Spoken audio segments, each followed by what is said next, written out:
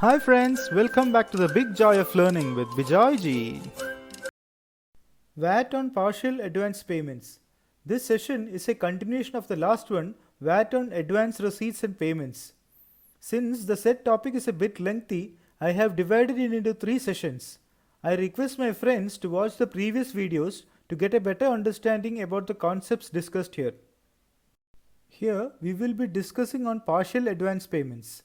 Partial advance payments can be adjusted against a single invoice or it can be adjusted against multiple invoices. When it is adjusted against multiple invoices, it can be settled against the initial invoices or settled on a pro rata basis. We will discuss this topic in detail about the transaction and the accounts posting of such transactions. The bookkeeping entries for accounting 100% advance and partial advance stands the same as we discussed in our previous session, except for the amount debited to the VAT account in the transactions. Let me replicate the third point of Article 26 of Oman VAT Act on advance payments to explain this part. It goes like this. The VAT is due on the date of partial or full receipt of consideration to the extent of amount received. So, it says VAT is due only on the extent of amount received. Means if it is a partial advance payment, the VAT is due only on the advance paid or received. Let us see the illustration when the advance payment is a part payment and is settled against a single invoice. We will consider the same example of our previous session with order of 1000 at 5% VAT.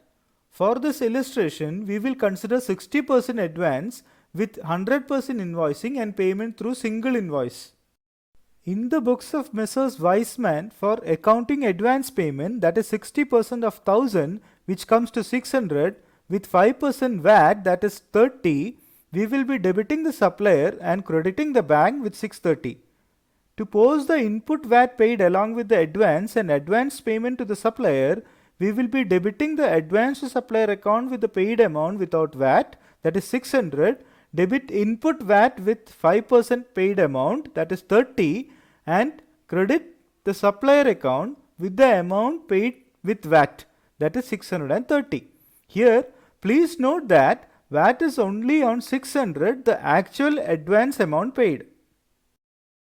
While booking the invoice, here in this case, the 100% invoice for the full supply of goods, we will be debiting purchase account with the full amount of purchase without VAT, that is 1000, debit input VAT with 5% of balance amount due to the supplier, that is 1000 minus 600, which comes to 20, credit the supplier with the total of purchases and the VAT due on this invoice, that is 1000 plus 20, which comes to 1020.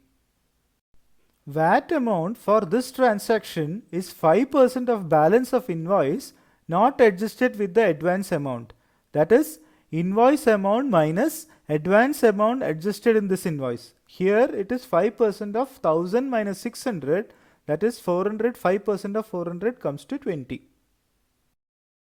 Since the advance payment was made for 60% invoice, to close a supplier due to the extent of advance payment made, debit the supplier and credit the advance to the supplier with the advance amount of 600. While making the balance payment to the supplier, we will be debiting the supplier and crediting the bank with the amount due including VAT for the amount, that is 400 plus 5% of 400, which comes to 420. This closes the transaction. Let us see the illustration when the advance payment is part payment and is settled against multiple invoices. Such situation can arise when there is a long duration project where the client billing is done in stages, or where advance payment is a lump sum amount for several orders, or manufacturing of some proprietary product where the manufacturer takes risk of the customer withdrawing the order, etc. For the illustration, we will consider 60% of 1000, that is 600, as advance and with invoicing in 3 stages. 30% first invoice for 300, 20% second invoice for 200, and balance 50% 500 in the final invoice. The settlement of advance payment can be in 2 different fashions. First one, the advance payment adjusted against the initial invoices.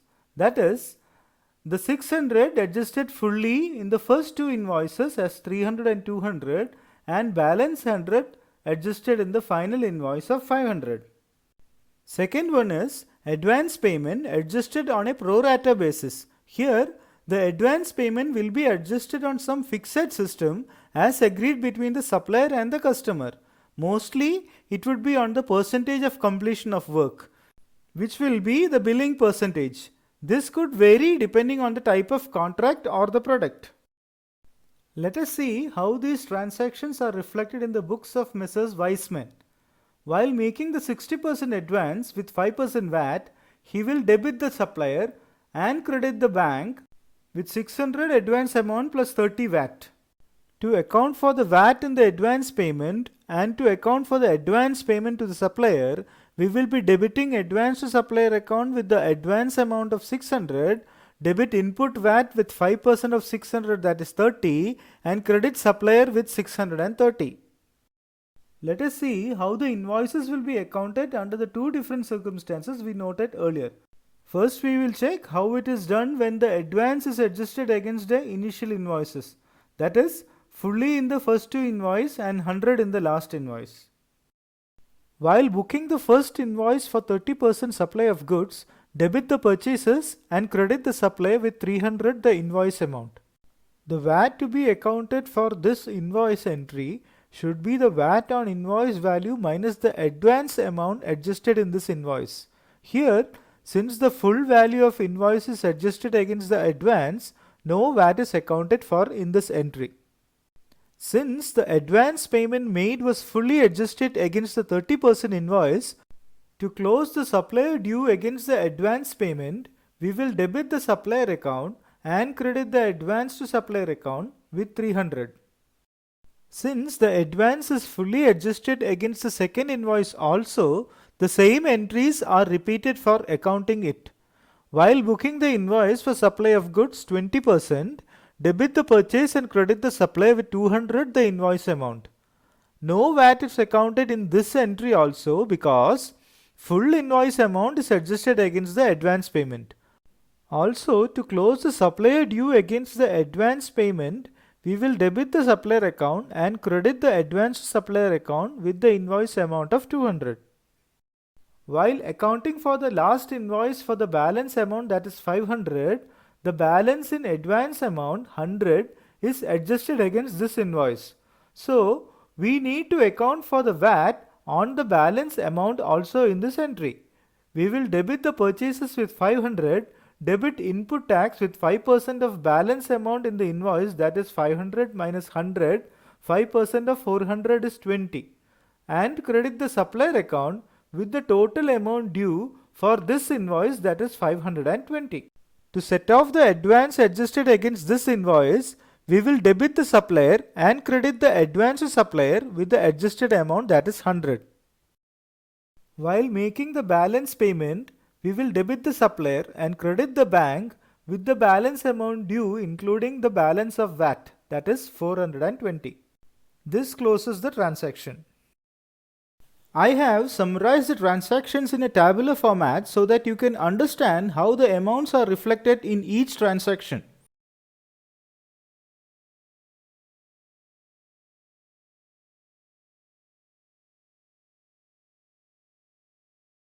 Now let us see what happens when the advance amount is set off on a pro rata basis. The entries for the transactions are almost the same as above. But here, since the advance amount set off is done on a pro rata basis, as per billing, we will have the VAT posted in each invoice entry for the balance of amount which is not set off against the advance in the invoice. Let us see the calculations below to understand this better. Total invoice amount 1000, VAT for this at 5% is 50, 60% advance paid is 600, and VAT paid on this advance is 5% of 600, that is 30. In the first invoice, the invoiced amount is 30% of 1000, that is 300. Advance set off in the invoice at 30% of 600, that is 180. Balance in the invoice is 300 minus 180, that is 120. VAT accounted is 5% of 120, that is 6. Supplier due is 120 plus 6, that is 126. Second invoice, invoiced at 20% of 1000, that is 200. Advance set off in the bill at 20% of 600 is 120.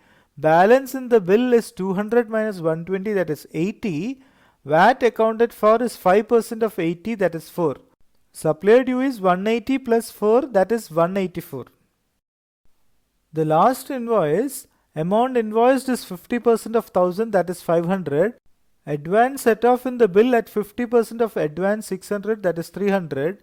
Balance in the bill is 200. VAT accounted is 5% of 200, that is 10. Supplier due is 200 plus 10, that is 210. When we summarize all the transactions, the total VAT paid with the advance amount is 30, with the first invoice is 6, second invoice is 4, and in the last invoice is 10. Now the total of VAT is 30 plus 6 plus 4 plus 10, that is 50, which is 5% of the total invoice amount of 1000. The total of purchase as per invoices, first invoice 300, second invoice 200, and the last invoice 500. That is 1000 with 5% VAT, it comes to 1050. The supplier payment breakup will be advance payment 630, first invoice 126, second invoice 84, and the last invoice is 210. This also totals to 1050. If you see the calculations, we have adjusted the advance payment of 600 against the invoices in the same ratio as it is invoiced. 30% in the first invoice, that is 180, 20% in the second invoice, that is 120, and 50% in the final invoice, which came to 300.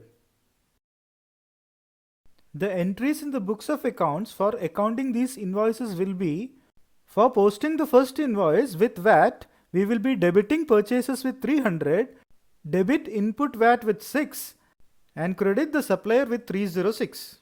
For adjusting the advance paid to the supplier on a pro rata basis, we will be debiting the supplier and crediting the advance to supplier with 180. For accounting the balance paid to the supplier for this invoice, we will be debiting the supplier and crediting the bank with 126. Similar to the first invoice, we will be debiting purchases with 200, debiting input tax with 4, and crediting supplier with 204 for the second invoice posting. For adjusting the advance payment to the supplier on the pro rata basis, we will debit the supplier and credit advance to supplier with 120. For the balance paid to the supplier for the second bill, we will be debiting the supplier and crediting the bank with 84. For accounting for the final invoice with VAT, we will be debiting the purchases with 500, input tax with 10, and credit the supplier with 510.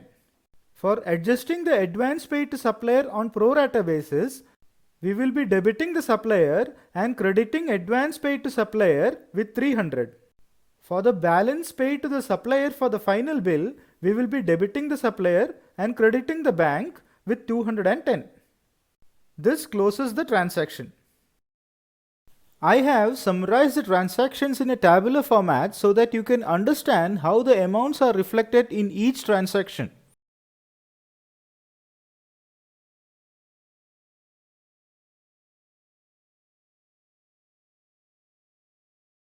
I have tried to incorporate all types of transactions related to advance payments to supplier and how it is accounted in the books of accounts of the purchaser or the customer. We will discuss how these entries are shown in the books of the supplier in our next session. Please post in the comments if you need any further clarifications or explanations on the things discussed here. This is Bijoy signing off for now. Until we catch up in the next video. Your subscription, likes, shares and comments will be much appreciated. Thank you for your time and have a big joy of learning.